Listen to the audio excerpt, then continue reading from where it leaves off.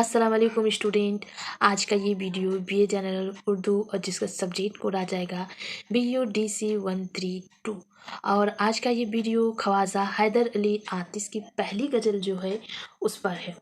तो पहली गज़ल ये इस तरह से आपकी किताब में कुछ दिया हुआ रहेगा, इसको आपको याद कर लेनी है और मैं हर एक अशार को रीड करके उसकी तस्रीह बताऊंगी। तो पहले वाली जो अशार है वो ये है कि ये आरज़ू थी तुझे गुल के रूबरू करते, हम और बुलबुल बुलबुले बेताब गुफ्तगू करते। तो इसमें सबसे पहले आपको वही लिखना है कि मशकूरा वाला अशार किताब में शामिल ख्वाजा हैदर अली आतिश की पहली गज़ल से माखज़ है। शायर इस शेर में कहता है कि चमन में गुल और बुलबुल एक आशिक और माशूक की तरह रहते हैं। रवायत यही है कि गुल और बुलबुल एक दूसरे पर फरे फरे फिदा है। गुल को आशिक और बुलबुल को महबूबा की तरह जाना गया है। इसी रवायत का फ़ायदा उठाते हुए शायर कहता है कि उसकी ख्वाहिश है कि वो अपने महबूब को गुल के रूबरू कर दे और ख़ुद बुलबुल बेताब से गुफ्तगू करे। इस शेर में एक पहलू ये भी है कि महबूब गुल की तरह खूबसूरत है। जब महबूब और गुल रूबरू यानी एक दूसरे के सामने होंगे तो ये देखना भी दिलचस्प होगा कि कौन ज़्यादा खूबसूरत मालूम होता है। दूसरी तरफ गुल के रूबरू महबूब को देखकर बुलबुल को एक तड़प होगी। ऐसे में आशिक और बुलबुल दोनों में गुफ्तगू का लुत्फ़ ही कुछ और होगा। उसके बाद का अशार है पयाम बर नाए मिश्र हुआ तो खूब हुआ, ज़बाने गेर से क्या सरह आरज़ू करते।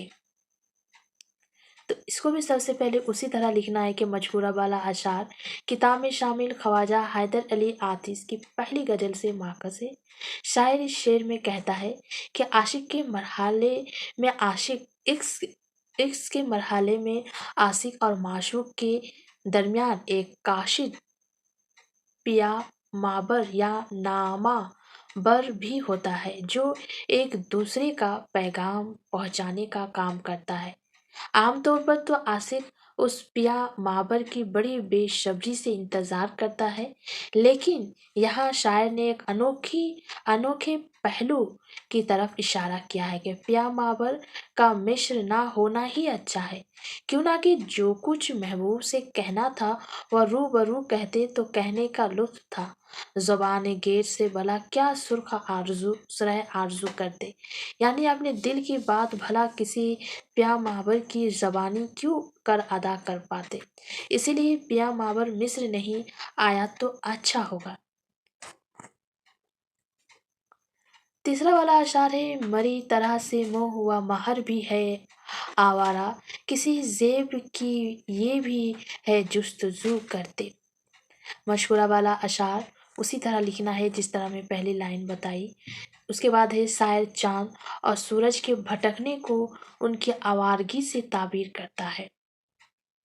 चुना के शायर भी इश्क में मुब्तला है और उस इश्क की सबब आवारगी कर रहा है। इसी में जब उसे महर यानी चांद सूरज की गर्दिश का पता चलता है तो उसे ऐसा लगता है जैसे ये चांद सूरज भी किसी ज़ेब यानी महबूब की आरज़ू में इधर उधर भटक रहे हैं।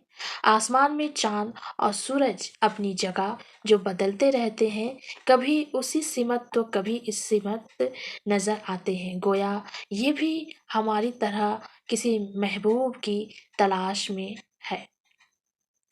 उसके बाद का सार है हमेशा ये रंग ज़माना बदलता रहता है, सफ़ेद रंग है आखिर शिया मोह करते।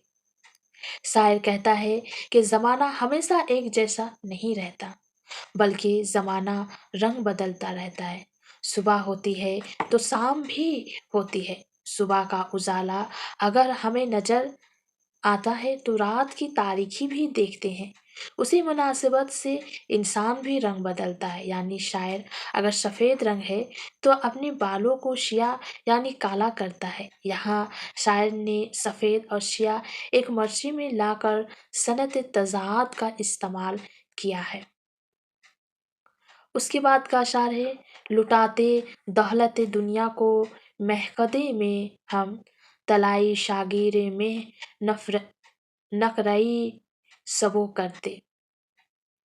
शायर दुनिया की दौलत की बेसबाती का जिक्र करते हुए कहता है कि ये जो दुनिया की दौलत है उसे तो हम शराब खाने में लुटा देते।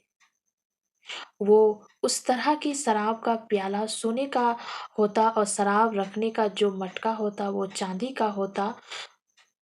उस शेर में एक पहलू ये भी है कि दौलत दुनिया उसी लायक है कि उसे किसी में कदे यानी शराब खाने में लुटा दिया जाए। में कदे के जो लुजामात है यानी शराब रखने का गढ़ा और जाम यानी प्याला वो चांदी और सोने का हो। उसके बाद का अशार है, हमेशा मैंने गिरेबाह को चाक चाक किया, तमाम उम्र रफू गिरी रफू करते। शायर अपनी दीवानापन का इस जिक्र करते हुए कहता है कि मैंने खुद हमेशा अपना गिरेबान चाक किया है, अपना गिरेबान खुद फाड़ते रहे हैं। जो रुफूगीर थे यानी रुफू करने वाले वो जिंदगी भर रुफू करते रहे। इस शेर में शायर ने बड़ी खूबसूरती से दिल और दिमाग की जंग को भी बयान कर दिया है। दरअसल शायर दिल की सुनता है, जबकि अक्लमंद इंसान दिल के बजाय दिमाग की सुनता है। दिमाग हमेशा फायदा की बात बताता है, जबकि दिल घटाई का सौदा कर लेता है। अकल वाले यानी दिमाग वाले तो रुफू करते हैं, जबकि जो दिल वाले हैं जिन्हों वाले हैं वो खुद अपना ही गिरेबान चाक करते रहते हैं। उसके बाद का अशार है, जो देखते तेरी जंजीर जुल्फ का आलम, अशीर होने की आज़ाद आरजू करते। मजकूरा वाला अशार जिस तरह हमने पहले बताए, मजकूरा वाला अशार अली अब्बास हुस्नी की पहली गजल से माखज है। शायर इस शेर में कहता है कि महबूब की जुल्फ को अक्सर जंजीर से तस्बीह दी गई। यूं भी बालों की बनावट कुछ जंजीर जैसी होती है, लेकिन महबूब की जुल्फें इतनी दिलकश है कि अगर कोई उन्हें देख ले तो उन जुल्फों का कैदी बन जाने की जुस्तजू करेगा। हालांकि इंसान कैदी यानी अशीरी से आज़ादी चाहता है, लेकिन यहाँ मामला उल्टा है। महबूब की जंजीरी नुमा जुल्फों में वो दिलकशी है कि जो आज़ाद है वो भी कैद होने की आरजू करते। महबूब की जुल्फों को बादल से और काले घटाओं से भी मौसम किया जाता रहा है। जुल्फे जब लहराए तो घटा छाती है, उसी की शायरना जुल्फ शायर ने जंजीर जुल्फ का आलम इल्म कहा है। और जब कोई आशिक उस आलम में उन जुल्फों को देख ले तो वो चाहेगा कि उन्हें जुल्फों का कैदी बन के रहें। उसके बाद का अशार है, ये काबे से नहीं बेवजह नस्बे रुख यार, ये बेसबब नहीं मुर्दे को कबला रोक करते।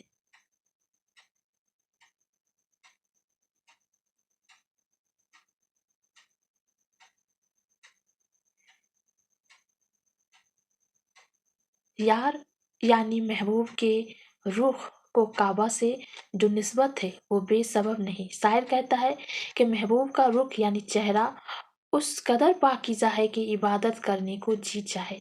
इस बात पर गौर करे तो शेर का लुत्फ दोबाला हो जाता है कि काबा खूबसूरत भी है और पाकीज़ा भी।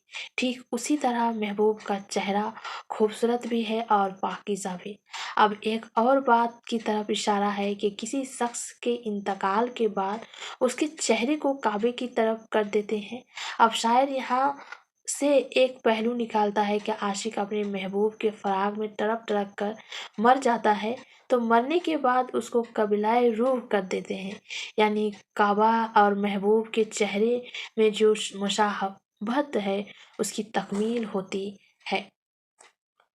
उसके बाद का अशार है, सिखाते नालाए सब गिर को दर अंदाजे, गमे फिराक का उस चर को सबगीर यानी रात के पिछले पहर जो फरियाद की जाए उसे दर अंदेजी सिखाते हैं। चिर के माने होते हैं आसमान और अधोह के माने दुश्मन है। अब शेर पर गौर करें तो अंदाजा होगा कि शायद यहाँ आशिक और महबूब की याद में रात को जाग रहा है। रात का पिछला पहर है। आशिक अब भी जाग रहा है और फरियाद कर रहा है, आहें भर रहा है। अब वो जिस फरार की गम में मुब्तला है, वो गम में आसमान को भी शामिल कर लेता है, यानी अब आसमान को भी अपना दुश्मन बना लेता है। वो जाने जा नहीं आता तो मौत ही आती, दिल व जिगर को कहाँ तक भला लहू करते। बहुत ही आसान और खूबसूरत शेर है। शायर अपने महबूब को जाने जाना कहते हैं। अब महबूब के ना आने से वो अपना दिल जिगर सब लहू कर रहा था। महबूब अगर नहीं आता तो फिर मौत ही आती, क्यों ना कि उसकी याद में कब तक कोई दिल और जिगर को लहू करता। सीधा सा मतलब है कि महबूब अगर अपने आशिक के पास ना आए तो फिर आशिक की मौत यकीनी है। वह महबूब के बगैर जिंदा नहीं रह सकता, क्यों ना कि महबूब पास ना हो तो वो उसकी याद में अपना दिल लहू करता रहता है। और ये बात तो सब जानते हैं कि बहुत देर तक दिल लहू करे तो मौत आ जाएगी। उसके बाद का अशार है, और ये पहली वाली गज़ल की आखिरी अशार है। ना पूछ आलमे बरकस्ताए तलाई आतिश, बरसती आग जोबारा की आरजू करते। ये इस गज़ल का मक्ता है। इस शेर में शायर ने अपनी तखल्लुस आतिश इस्तेमाल किया है। बरगस्ता के माने होते हैं फिरा हुआ या मनहरफ, और तलाई किस्मत या नसीब को कहते हैं। शायर अपने खराब किस्मत का रोना रो रहा है, यानी उसकी किस्मत इस कदर खराब है कि मत पूछो, यानी उसकी किस्मत इस कदर खराब है कि मत पूछो। वो अगर बारिश की आरजू करता तो आसमान से आग बरसने लगती। उस मौजू को कई शायर ने अलग अलग ढंग से बयान किया है। यानी जब इंसान की किस्मत खराब हो तो बुनता हुआ काम बनता हुआ काम भी बिगड़ जाता है। बारिश की आम गिर तो आग बरसने लगती है।